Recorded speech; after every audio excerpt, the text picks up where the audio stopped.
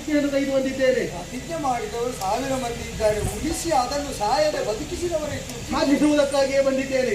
ಕಠಿಣವಾದ ಶರಗಳನ್ನು ಎಸೆಯುವಾಗ ನೀನು ಸಾಯ್ತೀಯೋ ಅಲ್ಲ ಅಂತಂದ್ರೆ ಓಡಿ ಹೋಗ್ತೀಯೋ? ಅಷ್ಟು ಸುಲಭ ಇಲ್ವಾ?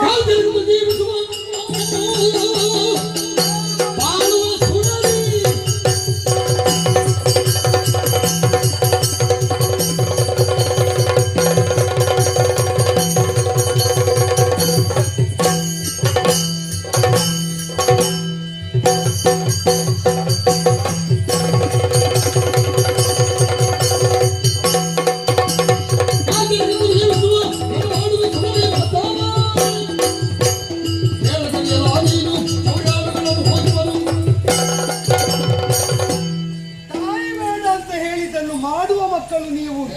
ನಿನ್ನ ಸೋದರನಿಂದಲೇ ತಿಳಿದಾಯಿತು. ಸರಿ, ತಾಯಿ ನೆಲಕ್ಕೂ ಹೆತ್ತ ತಾಯಿ ದ್ರೋಹವನ್ನೆಸಗಿದವರಿಗೆ ನೆಲದ ಮೇಲೆ ನೆಲೆ ಇಲ್ಲ ಅಂತ ತಾತ್ಪರ್ಯ. ನಿನ್ನ ಶರವು ಬಲು ಕಠಿಣ ಅಂತ ನೀನು ಹೇಳ್ತೀನಿ.